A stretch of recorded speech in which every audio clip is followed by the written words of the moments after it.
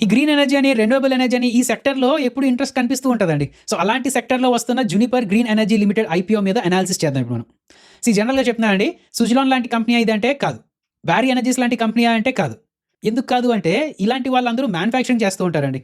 But ఈ company ఏం చేస్తది అంటే, ఈ జునిపర్ గ్రీన్ ఎనర్జీ వాళ్ళు ఇండియాలో ఉన్న టాప్ 10 రెన్యూవబుల్ ఇండిపెండెంట్ పవర్ ప్రొడ్యూసర్స్‌లో ఒకరు.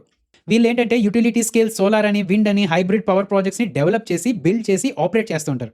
అండ్ వీళ్ళ బిజినెస్ మోడల్‌లో బెస్ట్ పార్ట్ ఏంటంటే, వీళ్ళు జనరేట్ చేసే పవర్‌ని గవర్నమెంట్ బ్యాక్డ్ ఎంటిటీస్‌కి లాంగ్ టర్మ్ పీపీఏ అంటే పవర్ పర్చేస్ అగ్రీమెంట్స్ ద్వారా అమ్మేస్తూ ఉంటారనమాట.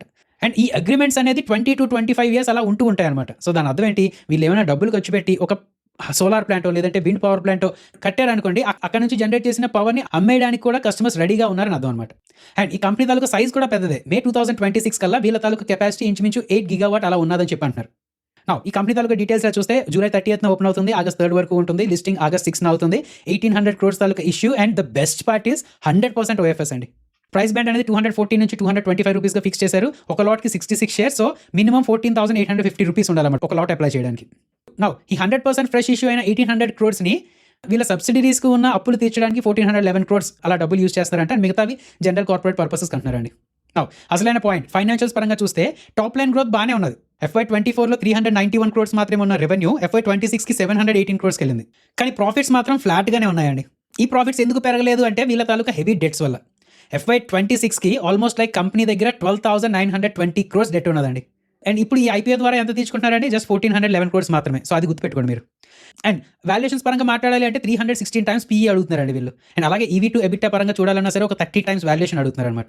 ఈ ఈవీ టు ఎబిటా ఓకే, కొంచెం రెన్యూవబుల్ ఎనర్జీ ప్లాట్‌ఫామ్స్‌కి స్టాండర్డ్ లాగే. బట్ పీఈ వైస్ మాత్రం ఎక్కువ ప్రైసే అడుగుతున్నారు వీళ్ళు. నౌ ఈ కంపెనీ తాలూకా స్ట్రెంగ్త్స్‌లా చూస్తే ఈ సెక్టర్ వైస్‌గా చూసుకున్న రెన్యూవబుల్ ఎనర్జీకి మాసివ్ గవర్నమెంట్ తాలూకా సపోర్ట్ అండ్ డిమాండ్ ఉన్నాయి కదా. అండ్ సెకండ్ థింగ్ వీళ్ళకి అన్ని లాంగ్ టర్మ్ పీపీఎస్ 25 ఇయర్స్ తాలూకా పీపీఎస్ ఉండడం వల్ల ఇన్కమ్ తాలూకా సేఫ్టీ ఉన్నదంటున్నారు. అండ్ 100% ఫ్రెష్ ఇష్యూ అవడం వల్ల కంపెనీ తాలూకా బ్యాలెన్స్ షీట్‌లోకి డబ్బులు వెళ్తున్నాయి. నెక్స్ట్ రిస్క్‌గా చెప్పాలి అంటే ఇప్పటికీ వీళ్ళ దగ్గర అప్పులు చాలా ఎక్కువ ఉంటాయండి. And customer taluka concentration 86% of the revenues ఇద్దరు బయర్స్ నుంచే ఉన్నదనమాట. సో, వాళ్ళు పేమెంట్స్ ఒకవేళ డిలే చేస్తే వీళ్ళ కంపెనీకి ప్రాబ్లమ్ అయ్యే ఛాన్సెస్ ఉన్నాయి కదా. అండ్ ఆఫ్‌కోర్స్ సెక్టర్ పరంగా మాట్లాడితే హైలీ క్యాపిటల్ ఇంటెన్సివ్ బిజినెస్ అండి. సో, ఫైనల్‌గా జీఎంపీ ప్రకారం చూడాలి అంటే అది ఎప్పటికప్పుడు చేంజ్ అవుతూ ఉంటుంది. అండ్ షార్ట్ టర్మ్ ప్రకారం చూసుకుంటే వాల్యుయేషన్స్ అయితే ఎక్కువే ఉన్నాయండి. సో, అది మీరు కన్సిడర్ చేయాల్సి వస్తది. ఒకవేళ లాంగ్ టర్మ్ పరంగా చూడాలి అన్నా సరే నా పర్సనల్‌గా అయితే నేను ఇప్పుడప్పుడే జంప్ అవ్వకుండా కొన్ని రోజులు వెయిట్ చేసి అప్పుడు మళ్ళీ అనాలిసిస్ చేసుకోవడం మంచిదని నా ఫీలింగ్ అండి. మీ డెసిషన్ ఏంటి అనేది కింద కామెంట్స్‌లో పెట్టండి. అలాగే ఇలాంటి వీడియోస్‌తో పాటు డైలీ మార్కెట్ అనాలిసిస్ వీడియోస్ కూడా చూస్తూ ఉండడానికి మన రూపాయి తెలుగు యూట్యూబ్ ఛానెల్‌ని సబ్స్క్రైబ్ చేసుకొని నోటిఫికేషన్స్ ఆన్‌లో పెట్టుకోండి.